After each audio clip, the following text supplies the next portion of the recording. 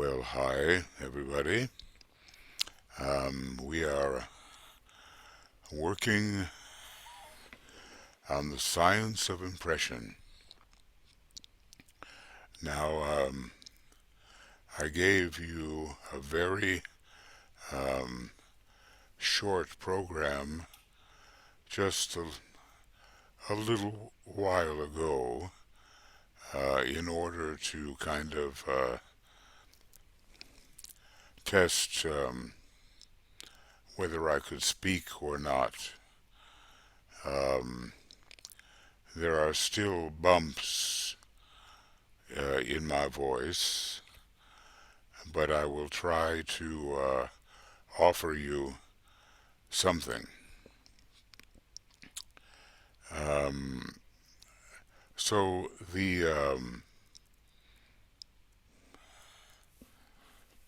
what I did offer was as much a segue and a test of the voice as it was anything else.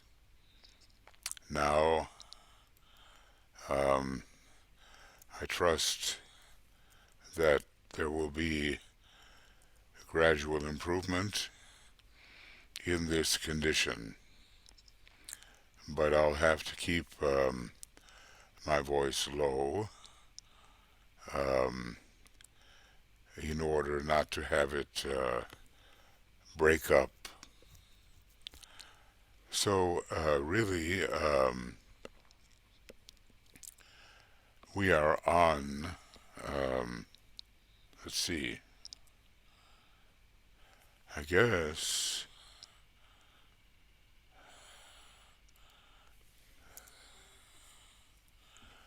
we're on program number 17 in Telepathy and the Etheric Vehicle video commentary.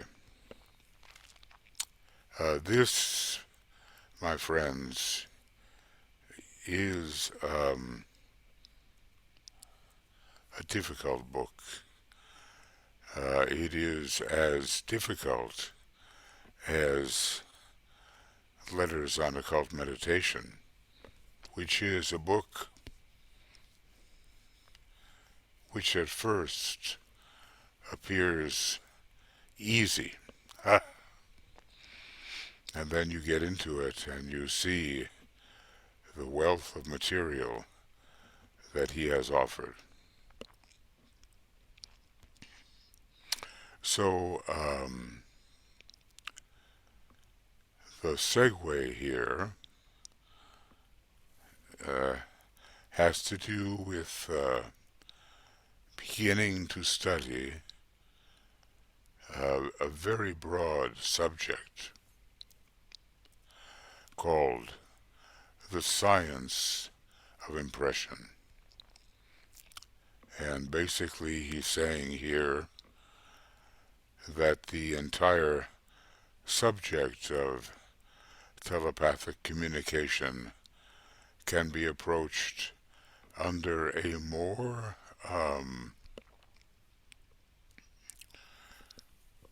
subjective designation or name.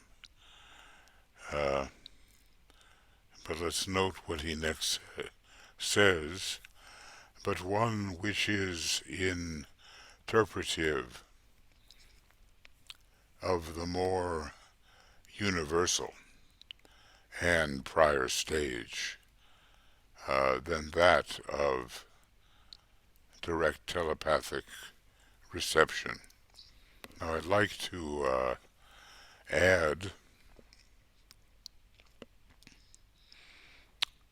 that I find,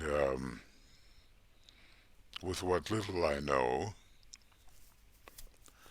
I find the Tibetan to be an amazing telepath. And I find what an extraordinary privilege it was to be able to work with him the way he worked with the students gathered around Alice Bailey, or invited to be gathered around Alice Bailey. The farther I go with this, the more amazing the whole project and the content of the Tibetan's mind and his sensitivity and his telepathic rapport, simply outstanding. Now, people like yourself and myself, since the Tibetan is one of the first, or will be one of the first externalizing masters, we will, if we are sincere and continuous in our work, we will be associated with him. So a lot of what we're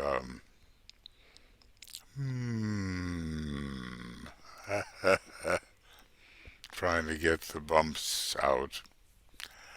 So a lot of what we're doing right now is bridging work preparatory to that time, which will be, let us say, not only following the great conclave coming up, but in the early part of the Aquarian Age. And then who knows what else he will do when the themes of liberty, fraternity, and equality begin to be really noticeable in the Aquarian dispensation. Well, I've got so many codes and passwords running around in my head that I'm just hoping my very competent communications team, BL, Joe, Mikhail, Michael Stacy, that they take care of me so I don't go off the rails. Now, let's see what it is the Tibetan next says, and I'll go on with this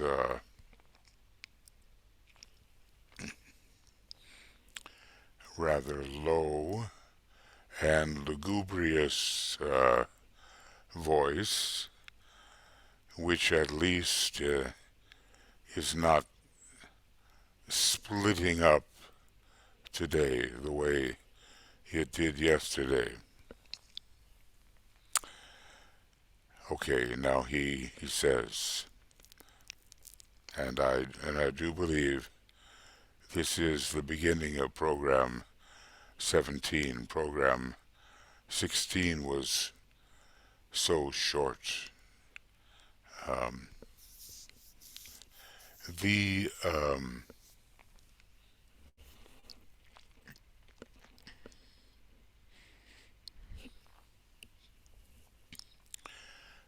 the occultist ever approaches the subject connected with the evolutionary process from the angle of the whole and then the part, from the periphery to the center, from the universal to the particular. Well, one of these seems a little out of place to me. Maybe I'm just getting it wrong. From the whole to the part, yes, and it is similar to from the universal to the particular, but from the periphery to the center is different. Now, interestingly, though, that is um, how people gain access to the ashram. They operate moving from the periphery inwardly through the various stages of discipleship.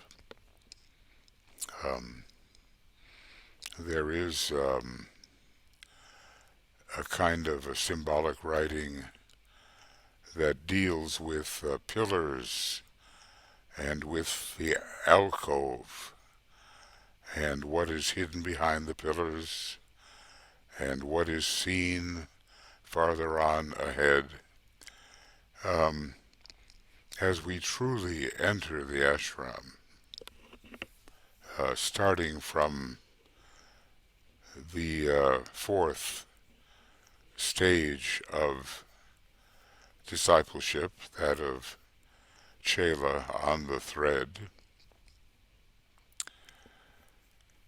and then solidly as we achieve the fifth stage of Chela in the aura, we will be able to interpret that bit of symbolic writing more authentically.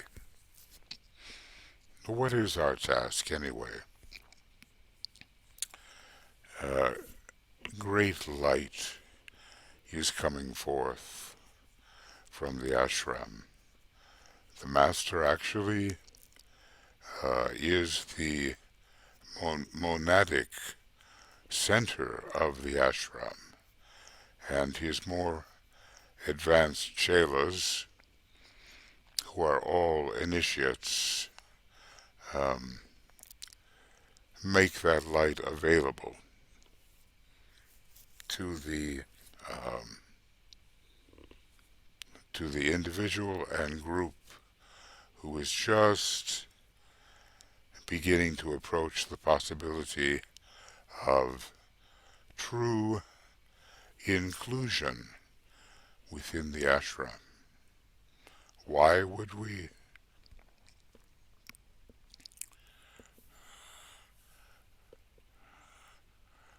Why would we want to be included within the ashram? It would have nothing to do with spiritual status. It would only be rightly for the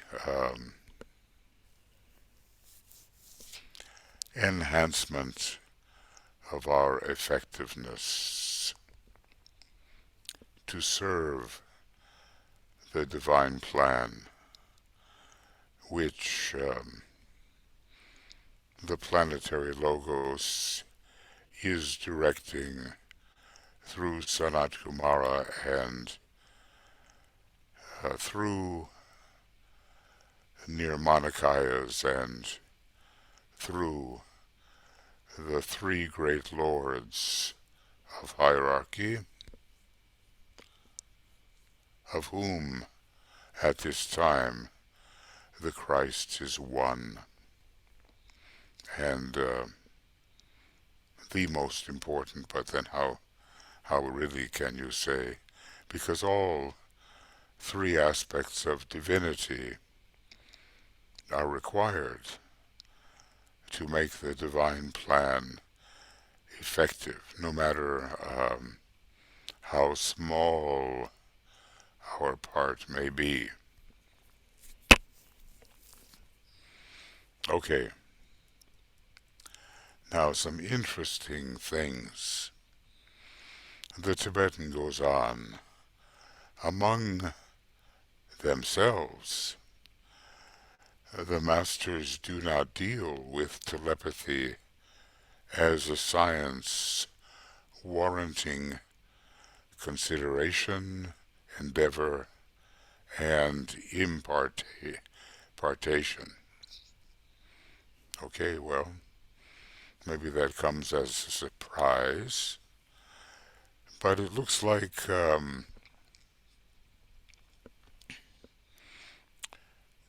they are dealing with greater matters. They are concerned primarily, may I add, with something larger. They are concerned primarily with the science of impression.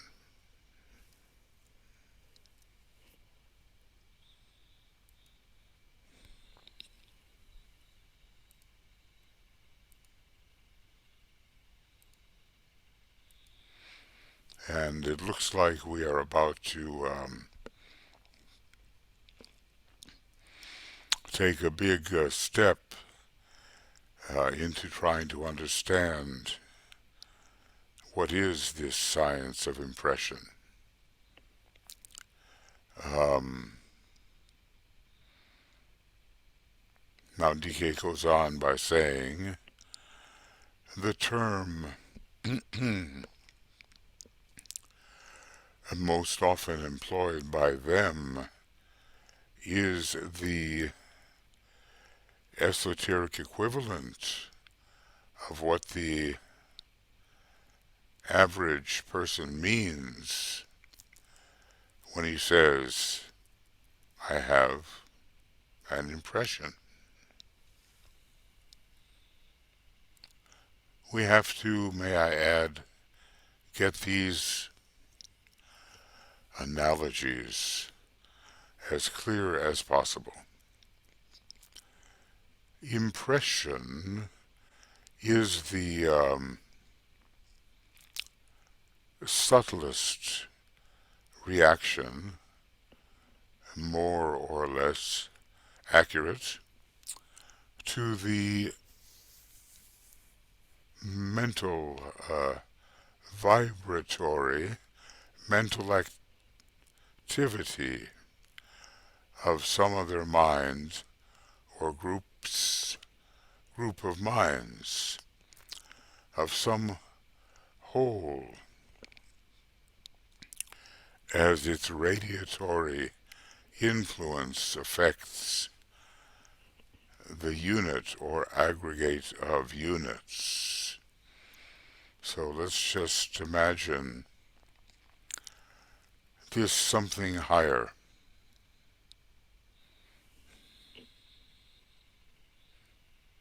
This something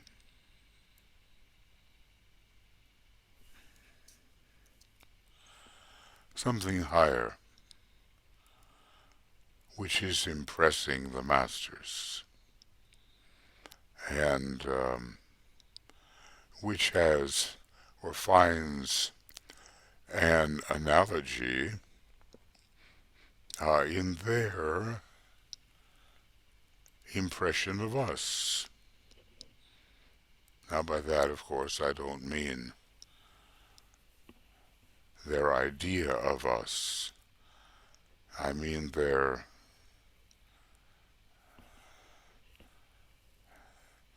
flow of energy and thought which affects us. May I add, we cannot do what they do. but we can do something analogous. And as we do those analogous things, we inevitably end up helping others and facilitating the emergence of the divine plan.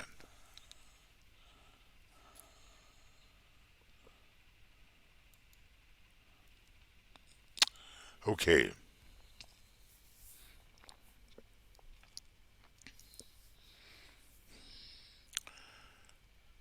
let us go on with the Tibetan.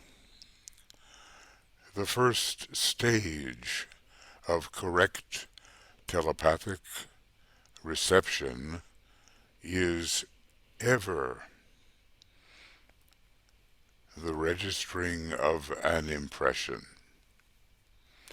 It is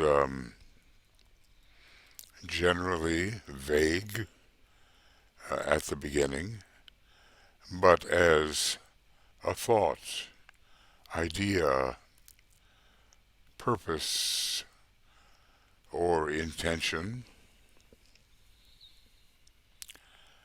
of the sending agent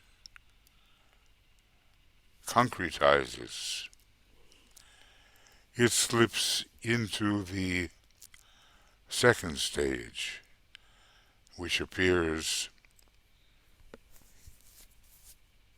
as a definite thought form.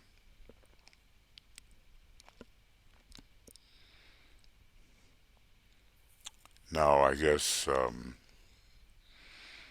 there is something about our mental apparatus, whether concrete or abstract, as part of the triad, which helps the thought, the idea, the purpose or intention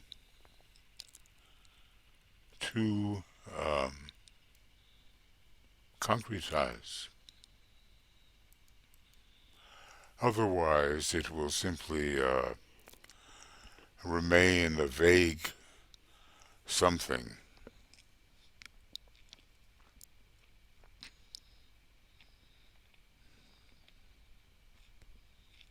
without much usefulness. And finally, DK says, that thought form um, makes an impact upon the consciousness of the brain.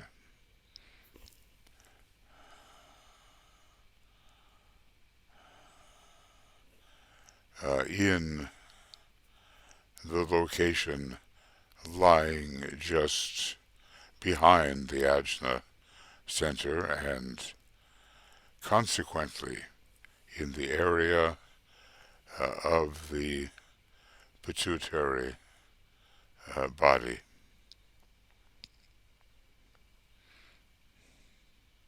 So that part of the brain which is related to the pituitary body is the one that is particularly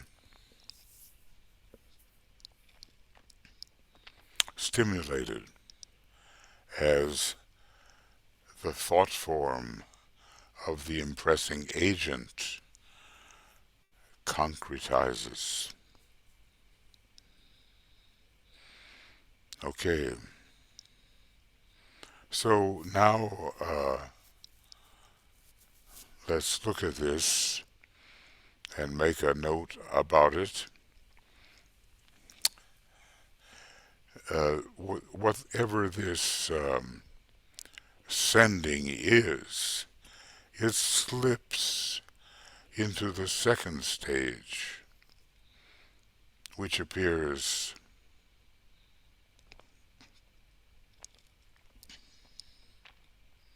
as a general or definite thought form. And finally,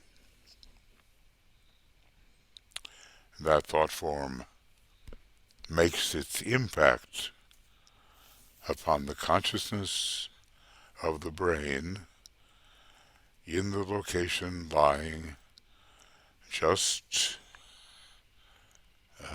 behind the azimuth center and in the area of the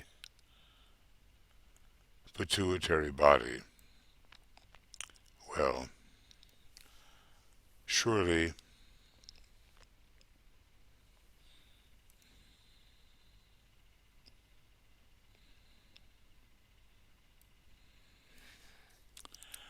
we can begin to see what an exacting science this really is.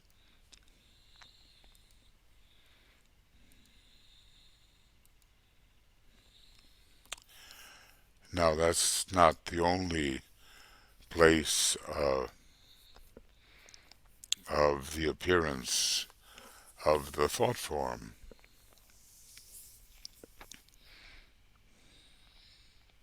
It can, says the Tibetan, also appear, appear also in the region of the solar plexus center. But for those lives who have surmounted life in the three worlds and who are not conditioned by the triple mechanism of the personality, the impression is the factor of importance.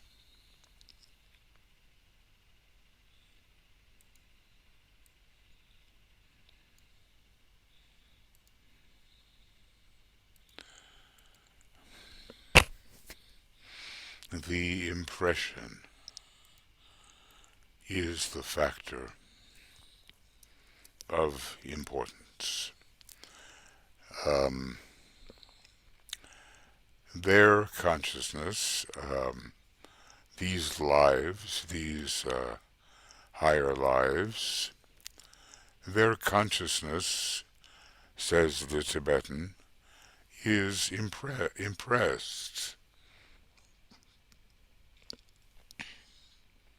And so sensitive is their response to the higher impression that they absorb and appropriate the impression so that it becomes part of their own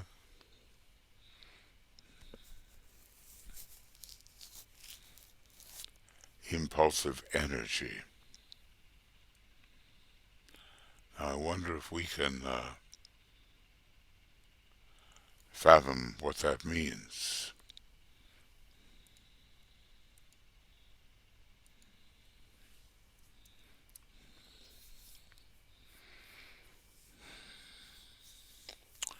Sensitive, loving, and conducting themselves rightly according to the law regarding these processes. These are perfected parts of the higher lives.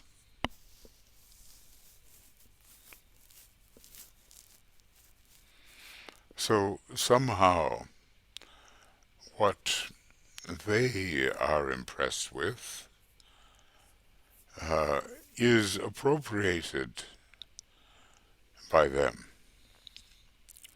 And when they do their impressing,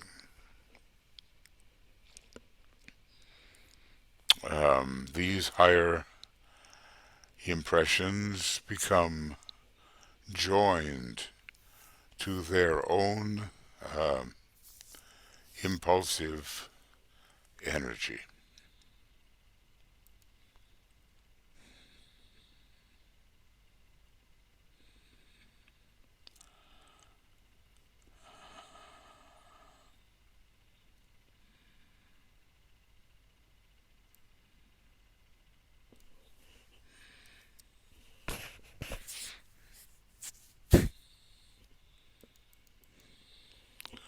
Well, now,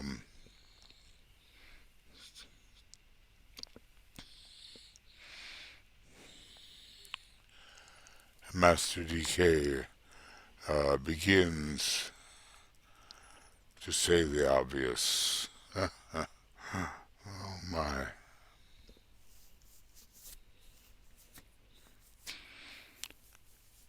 This is by no means, he says, an easy subject for me to elucidate, and the reasons are two. Okay. Now you begin to wonder when this was written. Whoops. We don't want that. The reasons are two.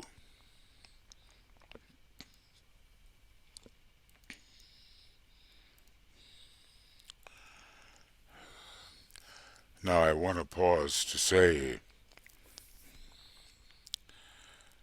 that the very first group organized with a full complement of 9 students was the group of telepathic communicators. So the chances that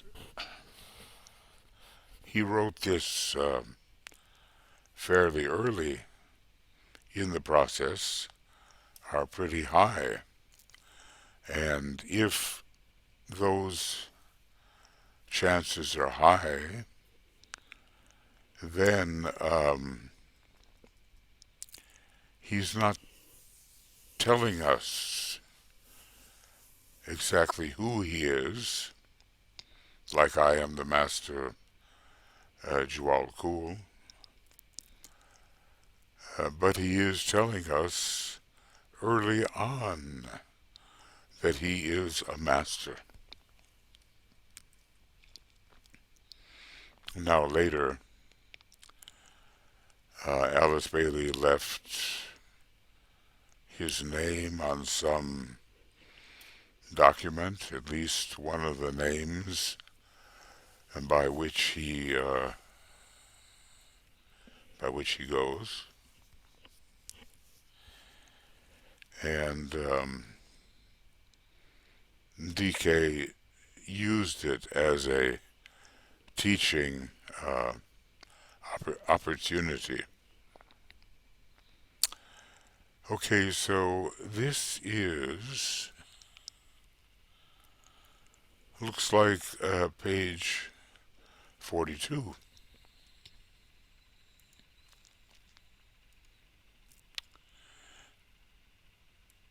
In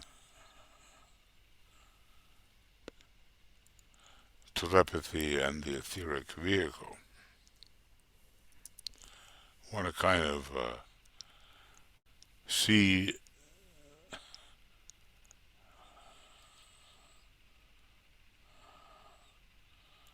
what this is. Okay, well, this little asterisk is relating to page 777, an important number with respect to the earth in Discipleship in the New Age, Volume 1.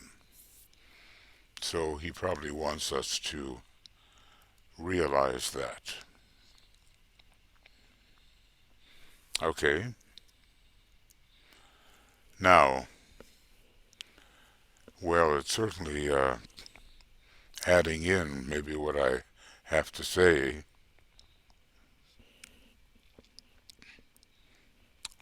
It is not easy for us to understand, and it's not easy for the Tibetan to elucidate or throw light upon.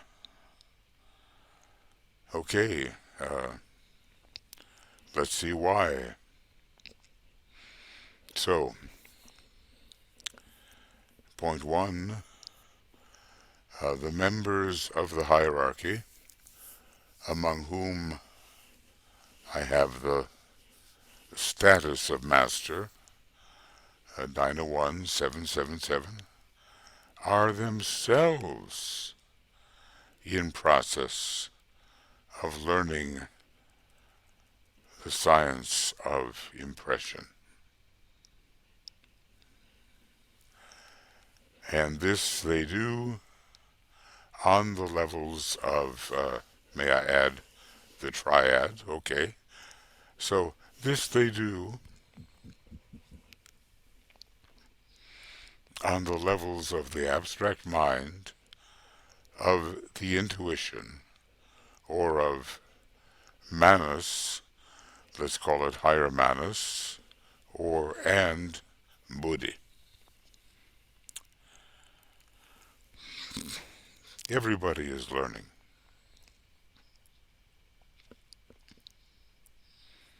And the chain of hierarchy shows one hand extended below and another hand reaching above.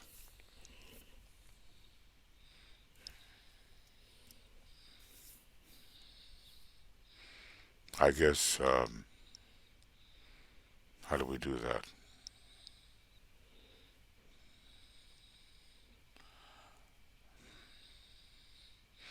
Well, it's the pose of the magician, creating this continuity of hierarchical alignment.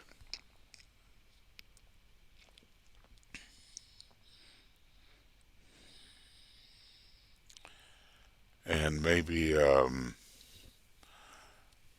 well, I'd have to recheck this, but maybe the left hand is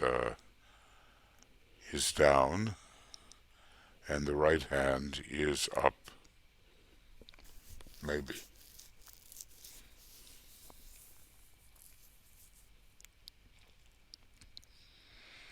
Then what else makes it difficult for Master DK to communicate this? His second point is as follows. The science is as yet without a vocabulary. Well, that's interesting.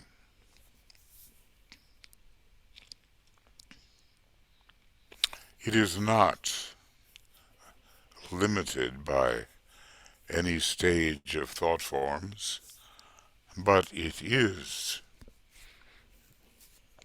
limited by word forms.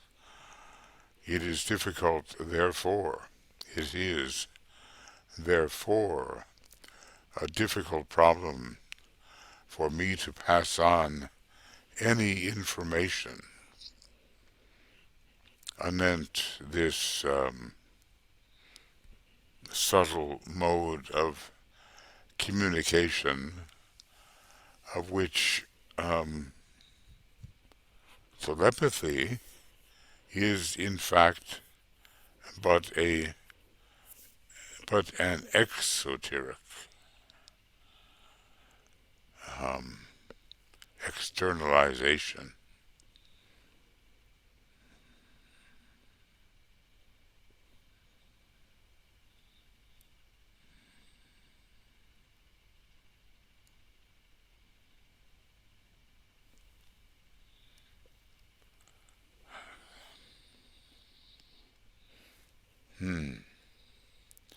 Okay,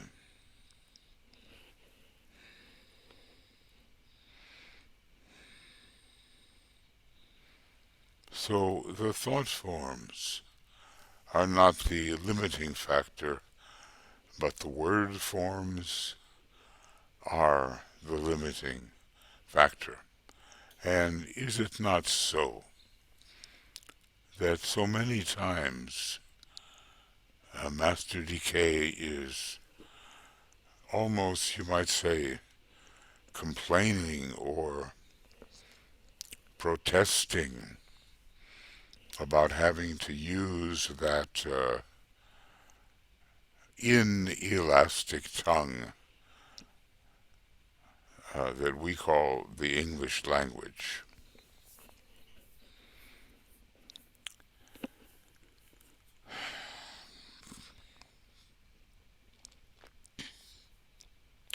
So, in short, we really don't have the words to pass on with great accuracy what he is trying to convey.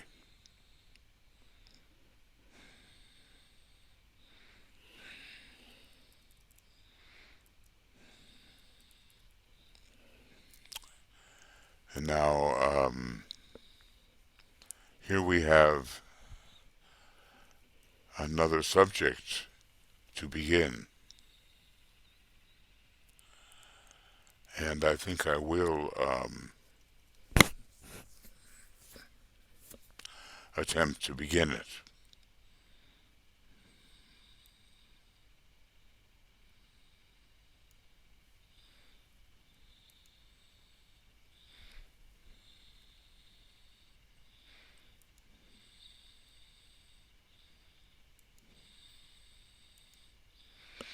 Yeah, okay.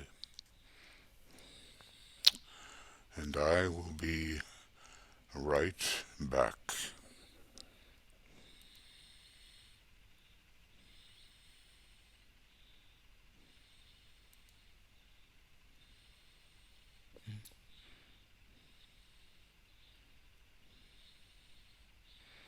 A little difficult here.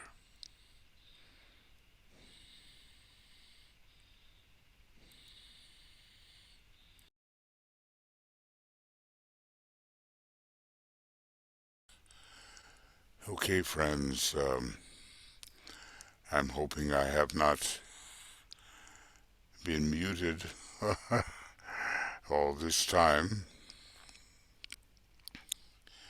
It would be a sad thing,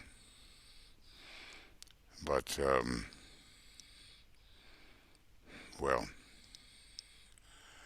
hopefully I've avoided that. Hopefully.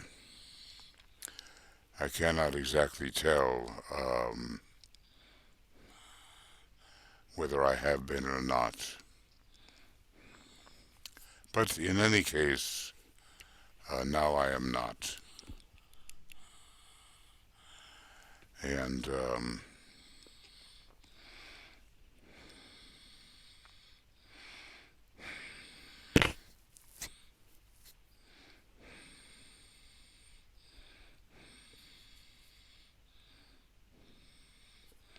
okay,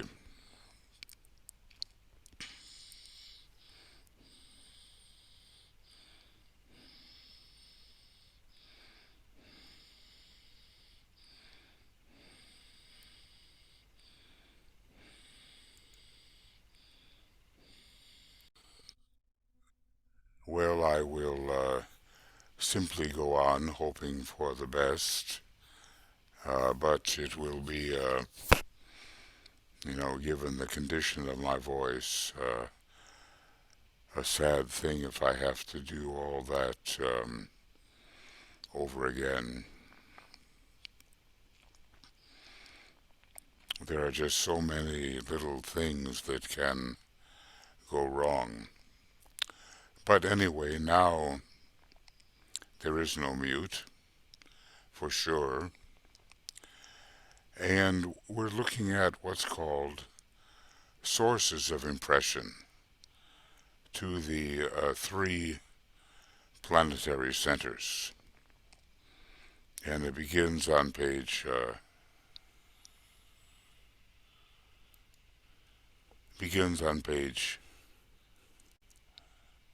42. So,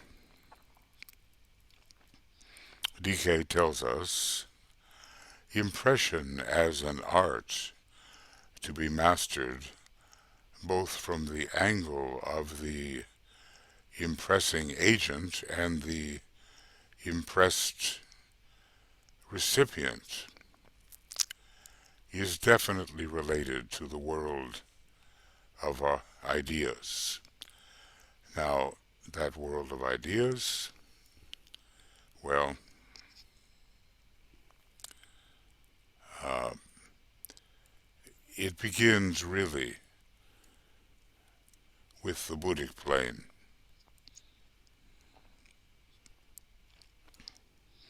And proceeds from there.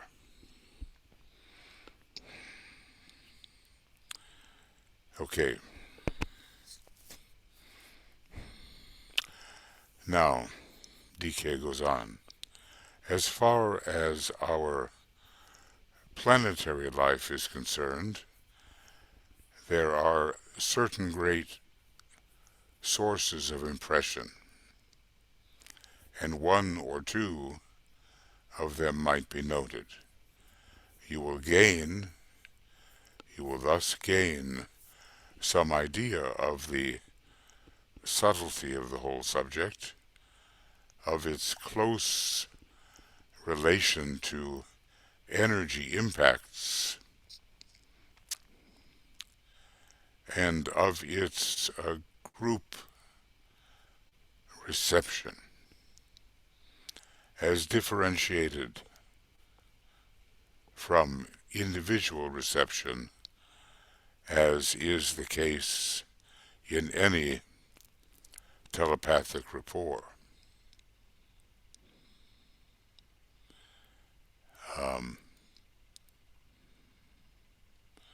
That's an important point.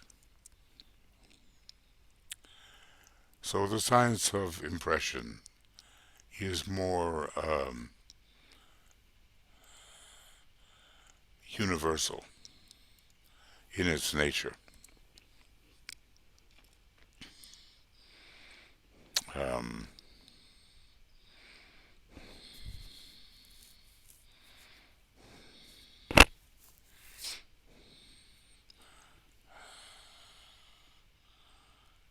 and we're going to look at here certain great sources of impression. Okay.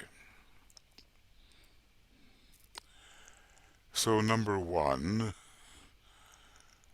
the impression of Shambhala by what? Well, a number of factors, right? The impression of Shambhala by, and let's look at that.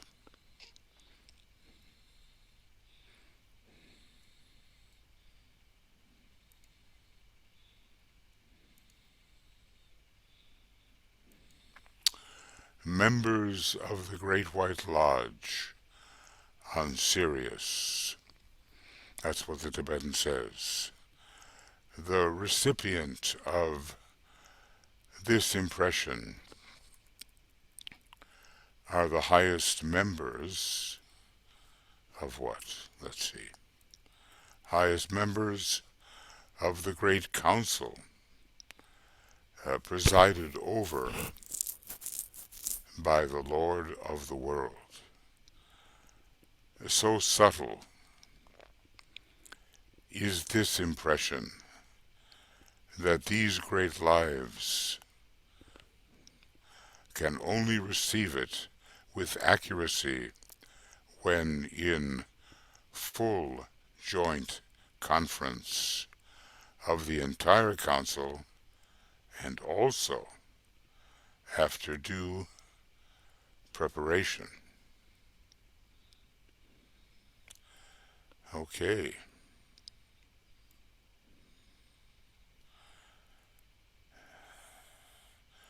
It comes from members of the Great White Lodge on Sirius.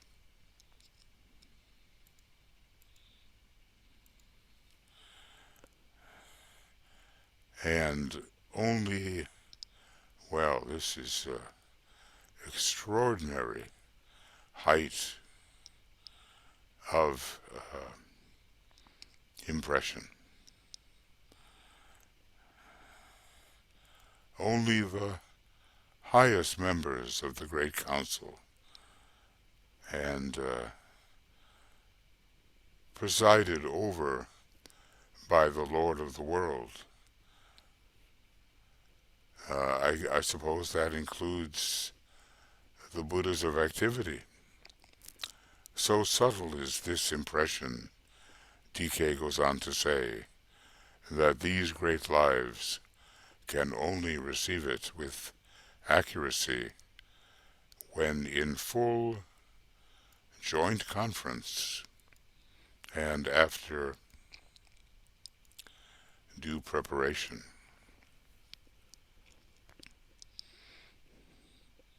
I think we have to admit that this is very interesting.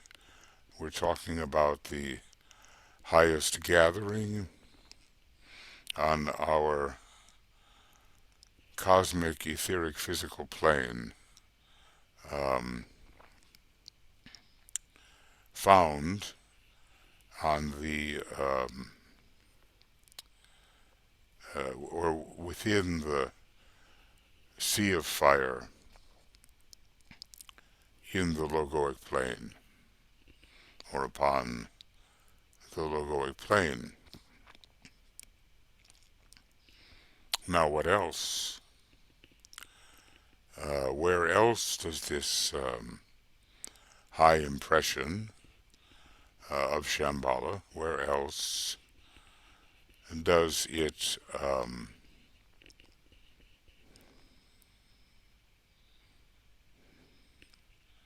emanate from?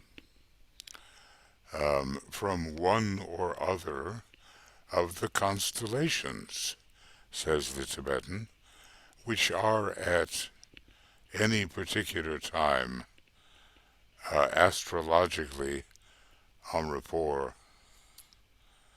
with our planet.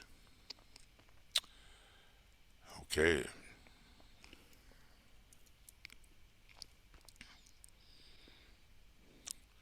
Now I wonder what such a constellation would be now.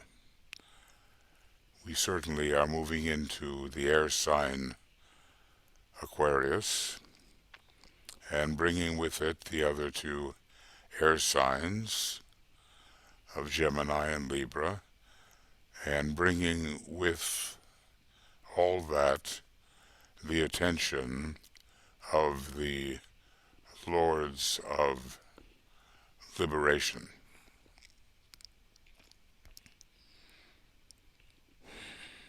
Who work within Shambhala.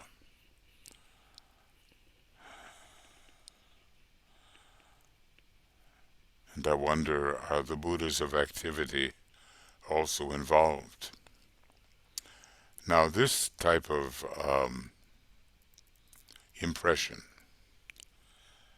can only, it's a little less exacting, may I say, but the impression can only be received by the Great Council. Amazing stuff, isn't it? The impression can only be received by the Great Council when sitting in conclave with the majority of its members. This, I would have you note, does not entail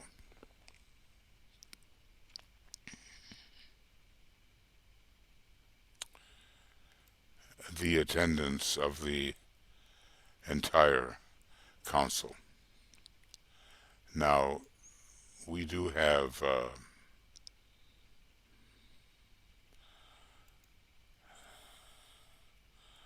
in the rays and initiations a pretty full description of the beings who constitute the Great Council. So anyway, not all members need to be present for this type of reception, but of course it's very high. I don't recall DK telling us where such impressions came from before this point in the book.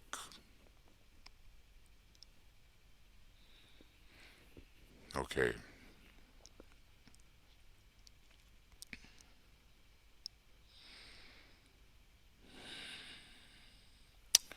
Now, where else, according to the Tibetan? From a triangle of circulating energy emanating from the two planets which, with our planet Earth, form a triangle in any particular cycle. This impression is received by the three Buddhas of activity to the hierarchy, for distribution to the hierarchy. From two planets which, with the Earth, form a triangle in any particular cycle. Now, my impression is that we're dealing with Venus, Mercury, and the Earth. Venus somehow representing Kamamanus and love in general, and Mercury representing the intuition and a high type of mentality. So a triangle emanating from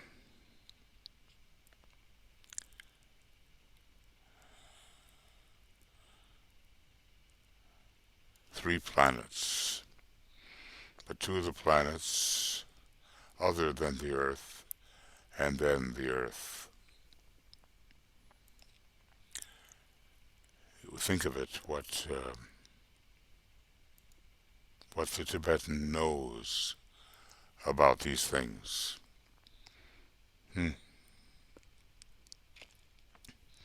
Well, his studies have been profound, definitely profound.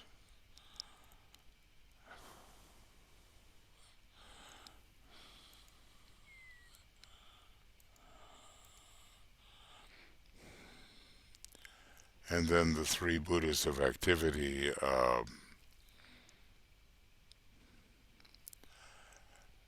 are impressed by these three planets. Okay, but we're not done yet with our impressions upon Shambhala. We've had the entire council needing to be present and due preparation followed. We've had maybe the majority of the members of the council having to be present. Um, and now we have um, and constellations have been the source in both cases, but now we have gone down to the level of planets, two planets along with the Earth. Okay, and now I wonder if when he says the planet Venus, if this means Venus was not one of the two, and maybe Mars taking its place, but something about the non-sacred planet Mars. Well, I suppose we could have a triangle with Mercury, Mars, and Earth. We could. But let's see what he says about Venus. From the planet Venus, the Earth's alter ego, or we might say higher form of ego, higher form of soul. This makes its entrance via the Lord of the world and three of his council who are chosen by him at any specific time to act as recipients. Well, I don't think we're going to understand which uh, which three they are. I don't think so. So from the planet Venus, and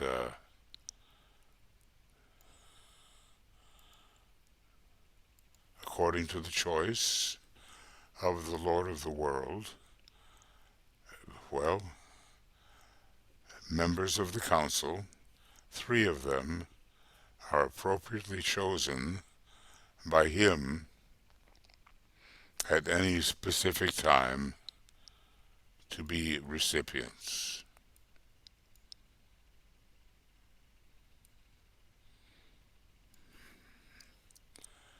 Somehow that's a very, at least to me, a very mysterious statement.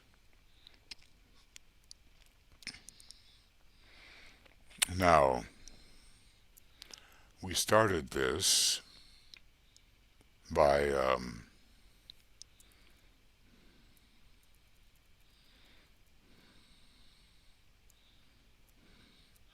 talking about the impressions which come to Shambhala.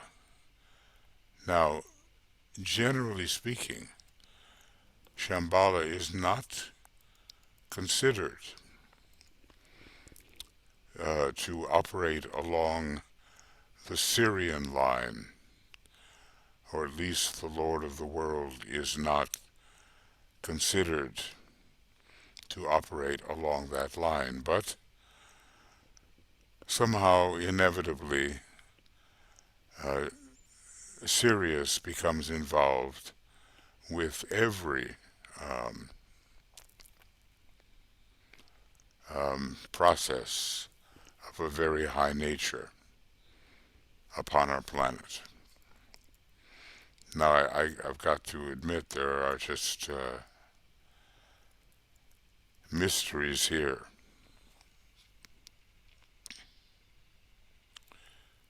which certainly I'm not going to be able to solve. But at least to note them um, is important. Okay.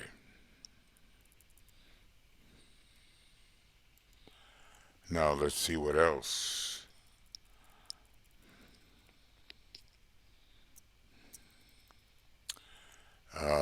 TK tells us these are the major entering impressions recorded by what is glibly called the universal mind, the mind of God, our planetary logos, and we note that whatever God is, and it's just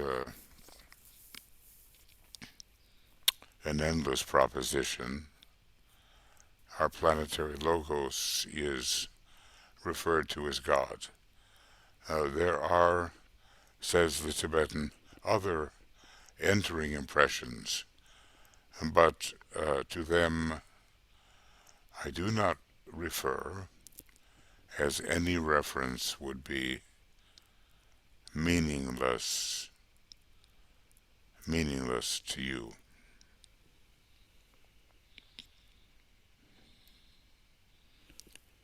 What is this universal mind? Well, I think we have to say that even that for our purposes, it begins on the cosmic mental plane, but it certainly doesn't end there, and is part of the equipment of the universal logos that is working out its plans through emanation, um, through becoming the many in our universe, while not ceasing to remain the one. Well, this just gives us an idea, doesn't it, of all that DK knows and what he has to choose from. A few things, I think, in order to make an impression, a meaningful impression, a useful impression upon us who are working with the divine plan at a very low level. So those were impressions by or upon Shambhala, the sources of impressions upon Shambhala. Ah, amazing. Just amazing.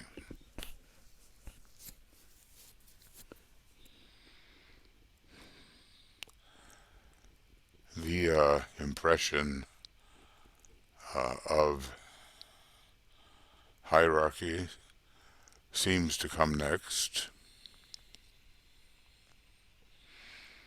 and then the impression by humanity. So it's a very important section about what are these higher points of tension from which impression comes. I guess you could say that every great being is really a point of tension. So I can see how relatively complex this will be. We come finally to the supreme science of contact. Well, earlier we began to talk about I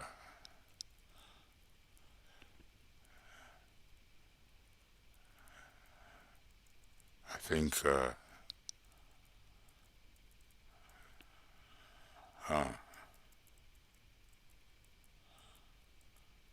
what was it? Yeah, the science of impression. So, we can grade these, I suppose. The supreme science of contact will be, I suppose, the highest. The science of impression next, and then finally what we call telepathy will follow. I can see how the Tibetan, in a way, struggles in order to convey something meaningful to us about these subjects.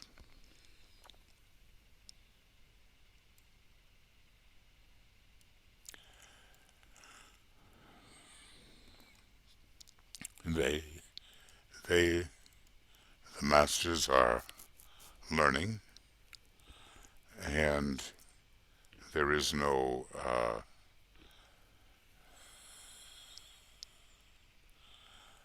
vocabulary.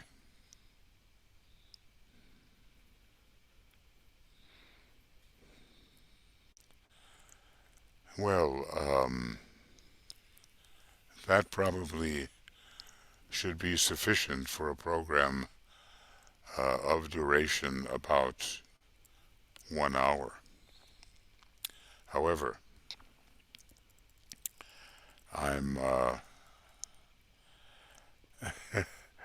in a situation of wondering, could I have been so stupid as to turn on the mute when I'm talking? And I'm hoping that that is not the case. Otherwise, the confusion will be very great. And the necessity to redo will be considerable. Well, I can see that within a certain range, my voice is healing, and I'm still sorry to have to subject you to the bumps that are still within it, and I guess I'm really sorry about yesterday when I went on without any voice at all, it seemed, just forging ahead.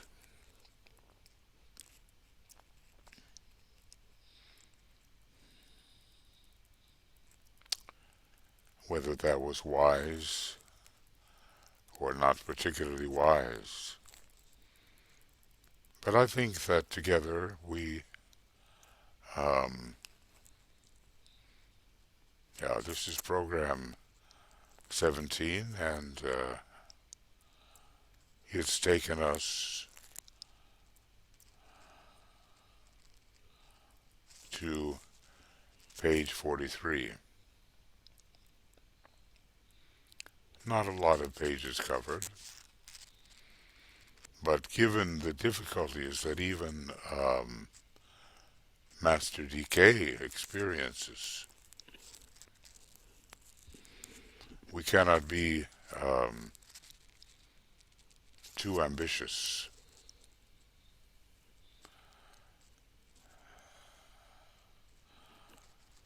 So,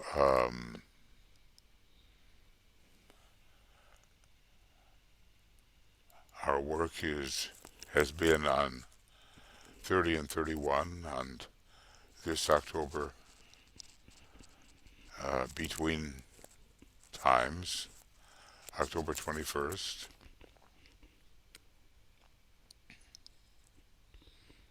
Hmm. Let's see. I think I'm mistaken. It's 41. And I suppose page 40. And this took us from 41 to 43.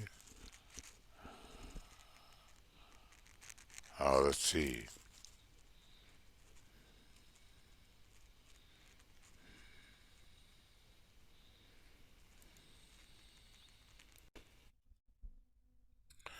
Yeah, maybe that's a little better. So, as I said, a very short program was sent out earlier, and now a little more normal size program, program 17. Um, and today is, well, 30, 31. And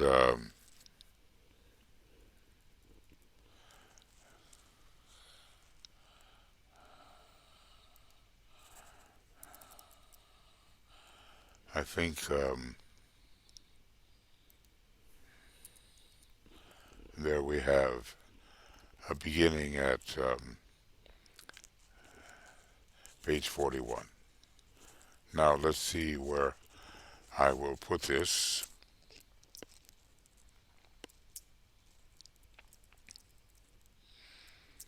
I guess I'm convinced that I could, like maybe any of the Tibetan's books, just study one alone, and it would be quite sufficient. So this is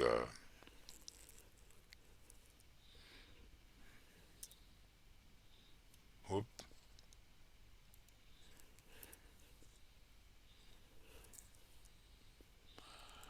30 and 31. That's how we're ending. And it was program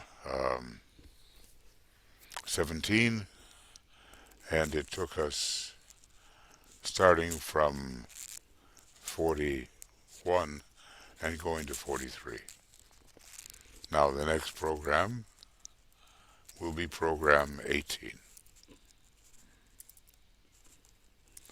and it will start from page 43.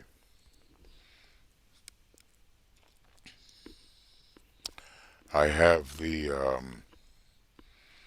desire to go on, but We have some angel work to do quite early in our morning, so I want to make sure I'm up at the proper time for that particular work. And I'll just put X's there because I'm not sure whether I can continue tomorrow or not. I hope so. Impression, the sources of impression for Shambhala, Syrian, constellational, planetary, and according to choices made by Sanat Kumara within the council itself, and then coming up impressions of the hierarchy. And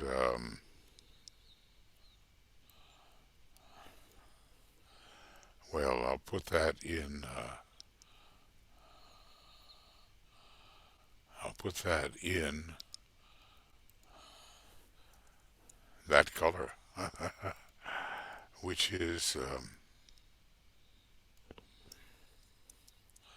important for the great second ray hierarchy.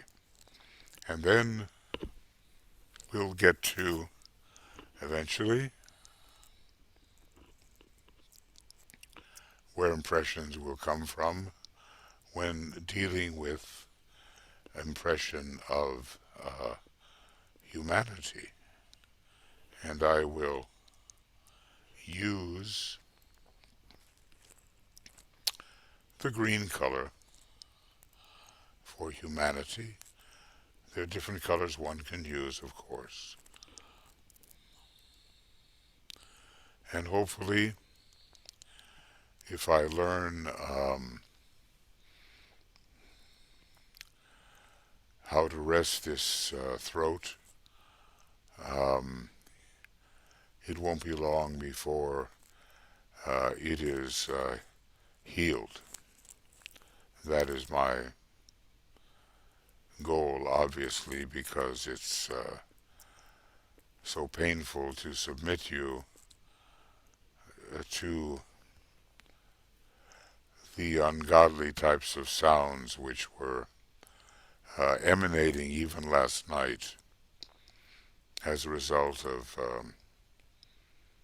taking too strong a medicine in the wrong way.